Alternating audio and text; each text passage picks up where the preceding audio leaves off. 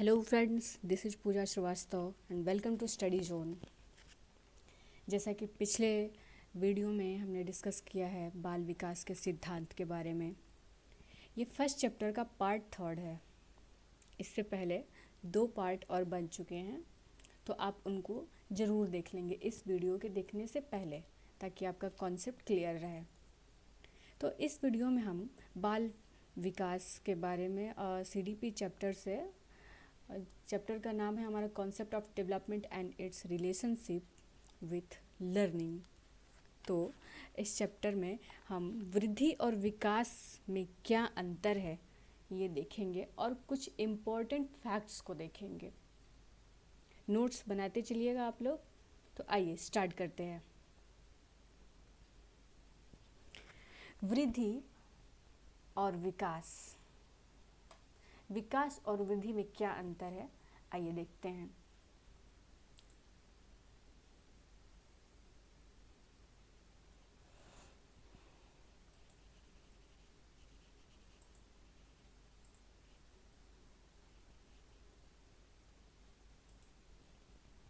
चलिए, वृद्धि शब्द का प्रयोग परिमाणात्मक परिवर्तनों जैसे बच्चे के बड़े होने के साथ उसके आकार, ऊंचाई, लंबाई इत्यादि के लिए होता है। मतलब कि जो वृद्धि होती है इसको हम माप सकते हैं कि आज जो मेरा वेट है वो 50 किलो का है, या फिर तुम्हारा या कोई बच्चा है उसका वेट जो है 30 kg का है। इसको हम माप सकते हैं। वहीं पे विकास शब्द का प्रयोग परिमाणात्मक परिवर्तनों के साथ साथ व्यवहारिक परिवर्तनों जैसे कार्यकुशलता, कार्यक्षमता, व्यवहार में सुधार इत्यादि के लिए होता है। यहाँ तक बात ठीक है। वृद्धि विकास की प्रक्रिया का एक चरण होता है। इसका क्षेत्र सीमित होता है। वहीं पे विकास अपने आप में एक विस्तृत अर्थ रखता है। वृद्धि इसका एक भाग होता है, मतलब कि वृद्धि इसका एक पार्ट होता है, बस छोटा सा।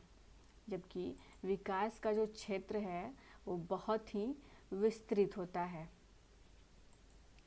ठीक।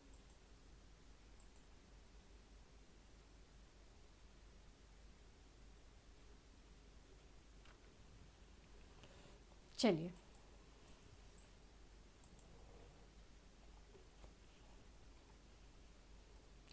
अब बात करते हैं। वृद्धि की क्रिया आजीवन नहीं चलती। बालक के परिपक्व होने के साथ ही यह रुक जाती है। मतलब शैशवावस्था से प्रौढ़ावस्था तक वृद्धि रुक जाती है, जबकि विकास एक सतत प्रक्रिया है। बालक के परिपक्व होने के बाद भी यह चलती रहती है। विकास जीवन पर्यंत चलता रहता है। बालक की शारीरिक वृद्धि हो रही है, इसका अर्थ यह नहीं हो सकता कि उसमें विकास भी हो रहा है। ठीक है यहाँ तक। पर बालक में विकास के लिए वृद्धि की आवश्यकता नहीं होती है। यहाँ तक बात ठीक है। चलिए,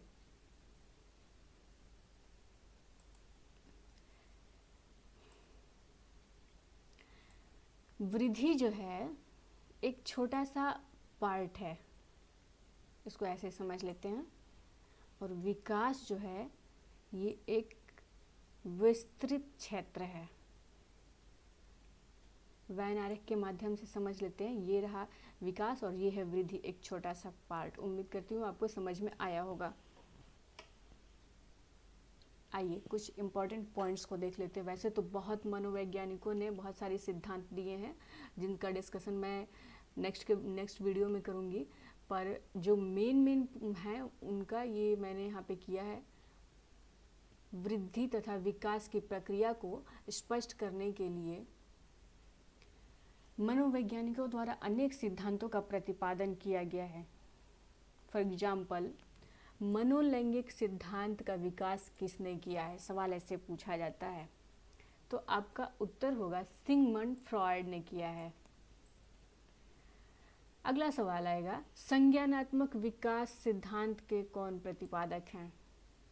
संज्ञानात्मक सिद्धांत के प्रतिपादक जीन पियाजे हैं।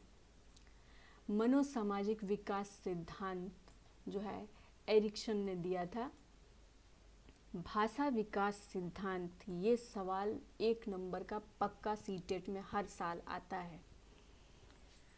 भाषा विकास का सिद्धांत चॉम्स्की ने दिया था और नैतिक विकास का सिद्धांत किसने दिया था? कोहलबर्ग ने दिया था। ठीक। शारीरिक विकास एवं वृद्धि को अभिवृद्धि कहा जाता है क्योंकि अभिवृद्धि एक निश्चित समय एवं एक निश्चित सीमा तक चलती है तथा शारीरिक विकास एक निश्चित समय व सीमा के अंतर्गत चलता है।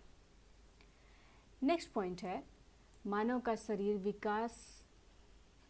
शारीरिक विकास 2 अवस्थाओं में होता है। पहला है मस्तकाधोमुखी विकास तथा दूसरा है निकट दूर विकास क्रम।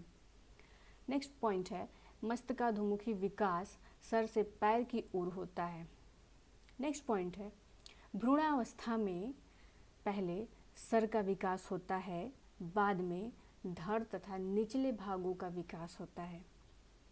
नेक्स्ट पॉइंट है, निकट दूर विकास क्रम में शारीरिक विकास पहले केंद्रीय भागों में प्रारंभ होता है, इसके बाद केंद्र के दूर के भागों में प्रारंभ होता है।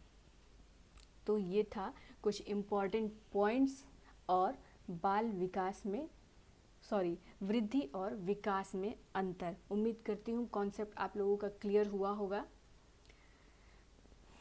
चलिए नेक्स्ट वीडियो में हम बात करेंगे कुछ इम्पॉर्टेंट पॉइंट्स की और एग्ज़ाम से रिलेटेड कुछ ऐसे इम्पॉर्टेंट फैक्ट्स की।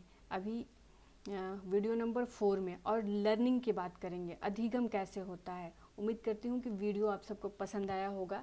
लाइक शेयर और सब्सक्राइब करते रहिएगा। जय हिंद।